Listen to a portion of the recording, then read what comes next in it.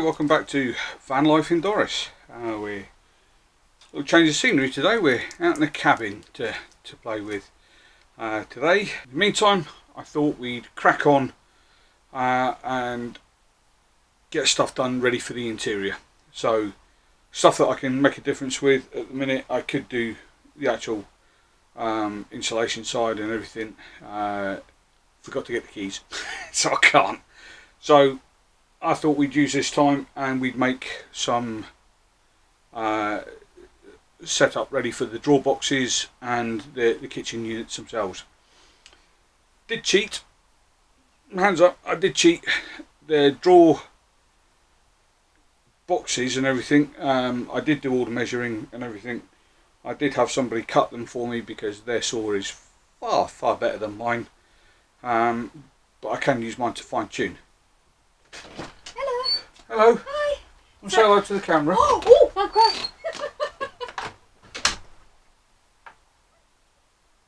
That was the wife. She doesn't like the camera. So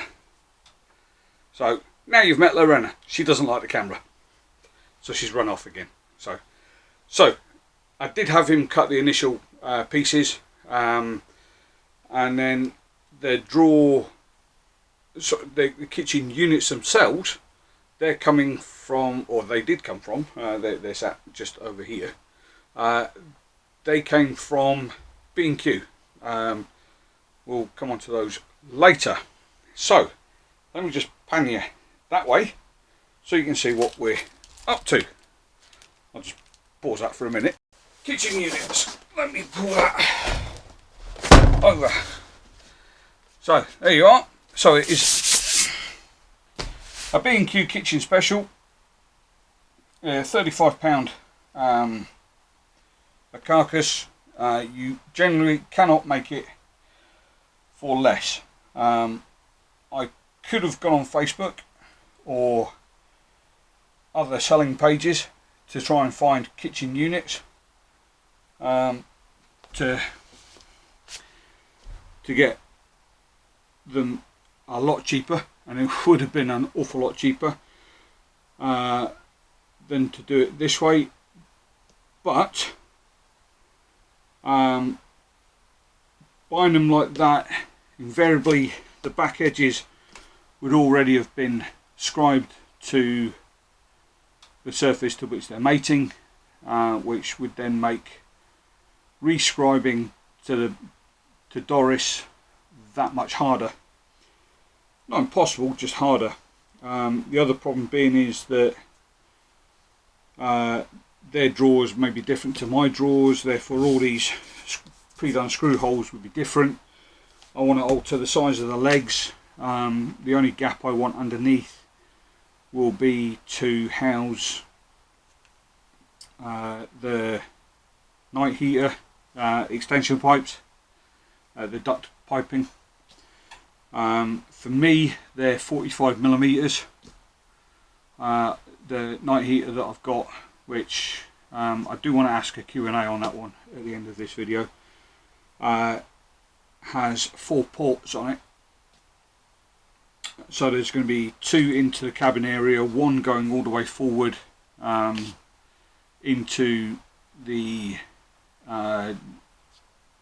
cab space, and then there'll be 1 ported out into the boot, the garage, whatever you want to call it.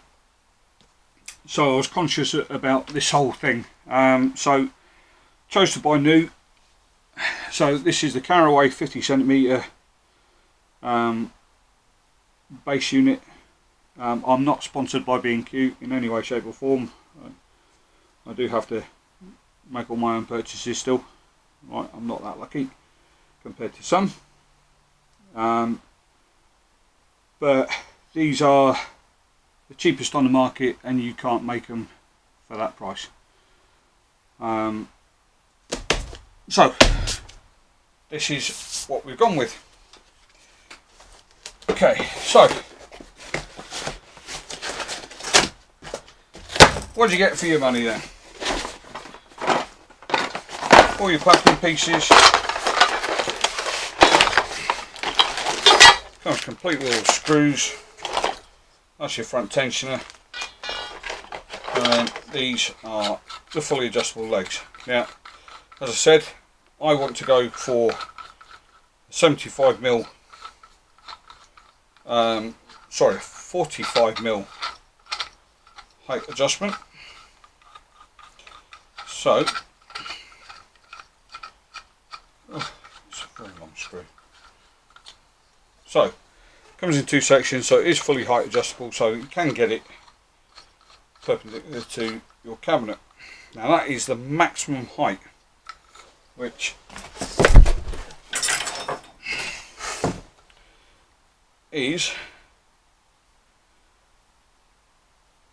18 centimeters of adjustment on that, not including the rib that it fits in.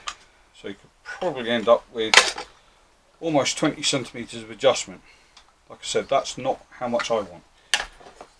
So my pipe, as I said, is 45mm. So I want to give myself, and we're going to go for a 60mm toe kick. Okay, so that's the completed height of the toe kick. Okay, so that plus that, as you can see, is considerably longer than my 60mm that I'm after, which is to here. So what we need to do is cut that down considerably, okay, which will give us our adjustment feature and everything. So these will all get cut down when we come to do it. That gives us our full adjustment. I will leave space on the screw thread to make that 60mm adjustment, right, so that we do have a little bit of play. They are going to get fixed to the wall, and there will be a support piece at the back of the unit. So if this is our kitchen depth, which it won't be, this is a sacrificial bit here that you scribe to your van surface. So this being the depth, we will have a support piece probably somewhere here that will be fixed to the van floor, which we've got to do yet. That's going to be using concealed nuts. There's a sheet of 18mm ply down at the minute that's bonded to the floor, so we're not going to be lifting that. We are going to insulate over the top of that, and then we're going to put down an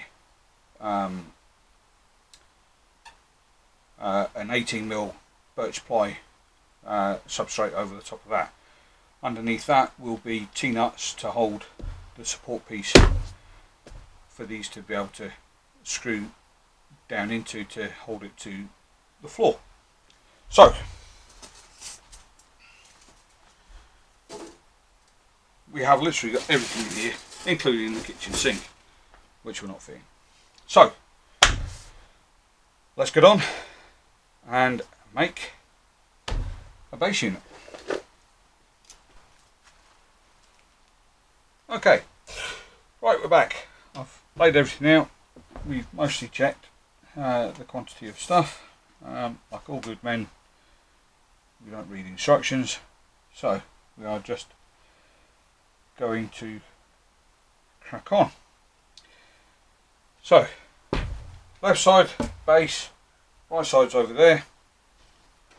Okay, now groove down the back edge, so we know that that's it, like so. Okay, since all the grooves have to match up. On the ends, use these things. Okay, so there is a way to fit these I don't know if you can see, there is a slightly elongated arrow just at this edge, so you've got to make sure that that is correct. And literally just press in on the corners. These are the holes, therefore the legs to fit into.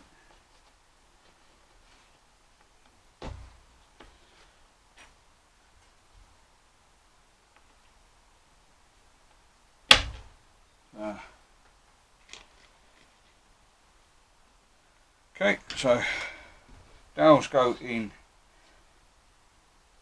everywhere else. So just to make sure you get it correct, make sure to line them up. Otherwise, you just end up looking silly.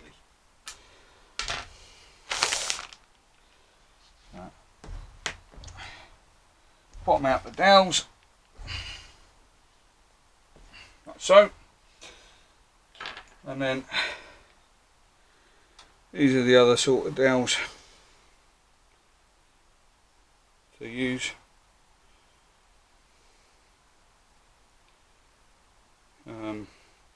Not a huge fan of these sorts of things. But they do work. So let's just place that there. Put it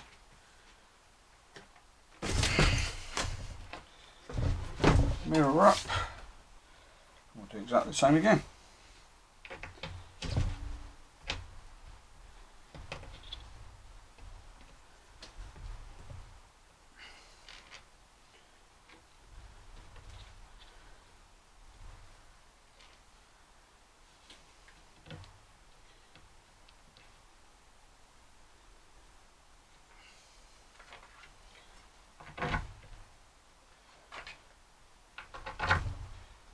There, done.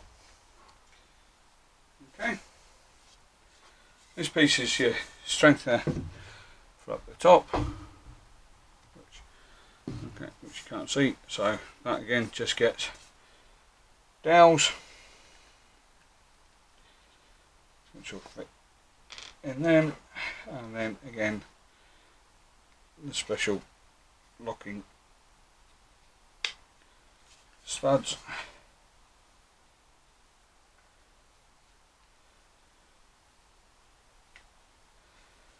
Going up the top, and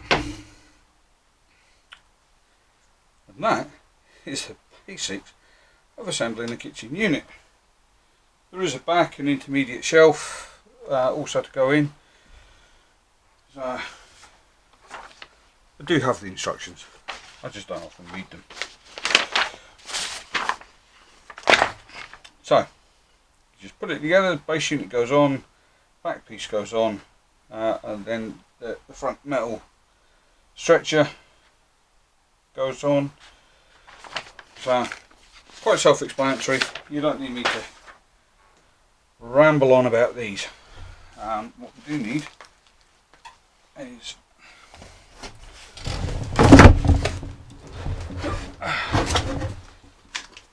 toolbox.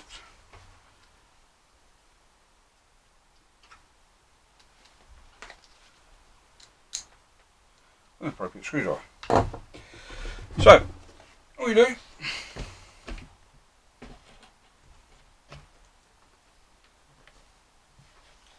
is offer it up,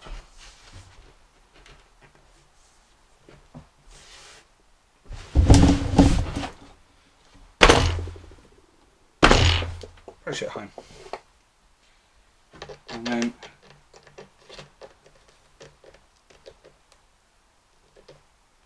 lock off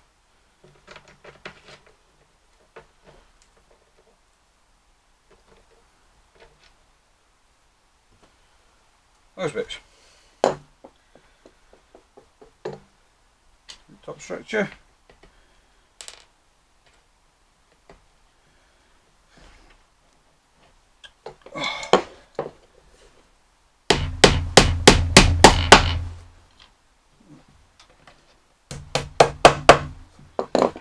seated, done, and done.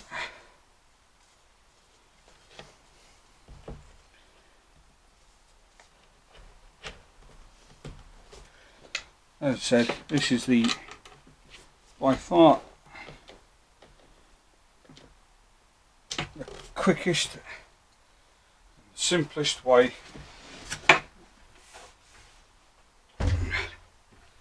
to make a kitchen, because you are not going to make this cheaper. You're just not. You're not going to make it any cheaper. So these Fantangle pieces are what holds these on.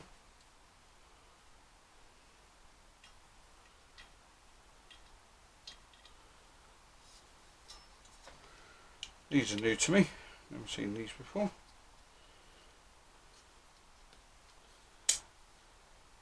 Okay, right. These are very weird.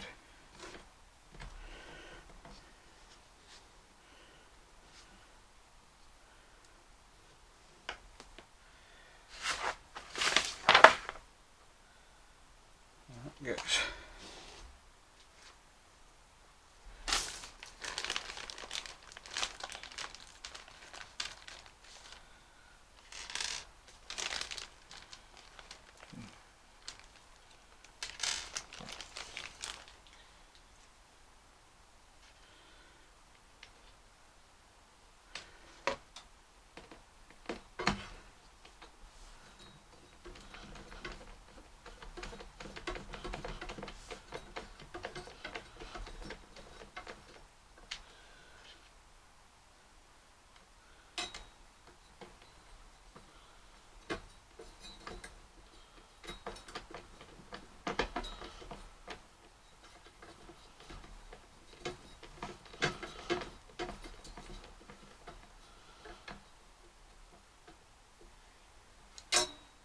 So, different.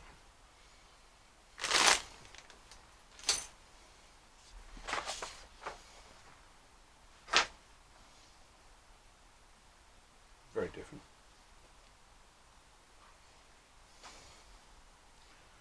Okay. Oh. And back.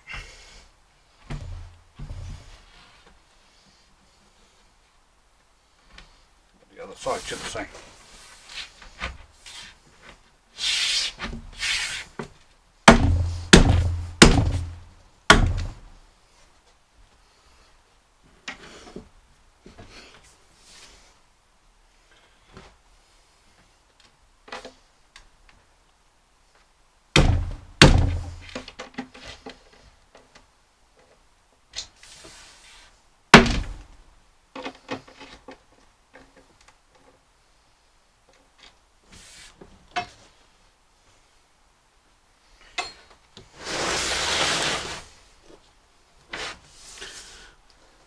So, just tilt you up a bit. There you go. Right, so as you can see,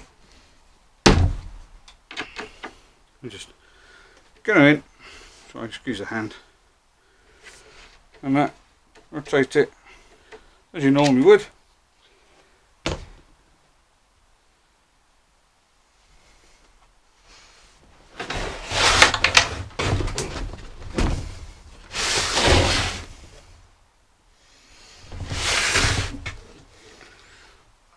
Or lefty loosey, righty tighty. So these things, they are marked left and right. As I said, quite weird. It's a kit. They just fit in like so. Let's just move you up so you can see. I just get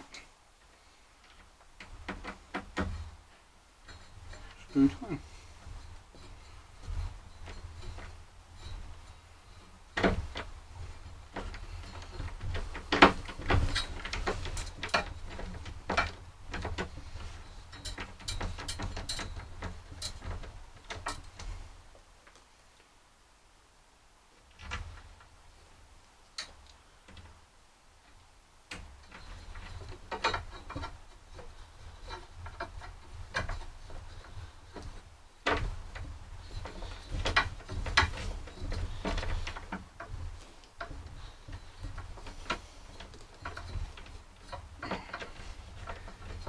Not the easiest design.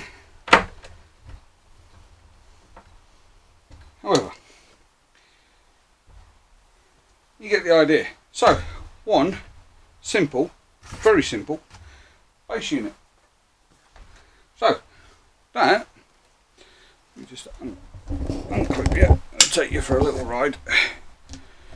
So, there you are. So, this bit is what your worktop connects to. Okay, as you can see, nice and simple. The kitchen one, we are going to put mastic round just to stop any possibility of water getting into the back carcasses. I've not secured the back yet. This does actually just get pinned just to stop that annoying wobble that you get, and we will be putting the feet on afterwards. So, just put your back up,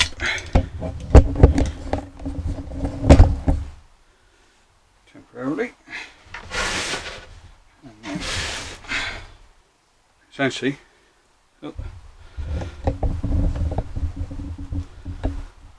that will be the drawer, and that will sit all the way nicely in there.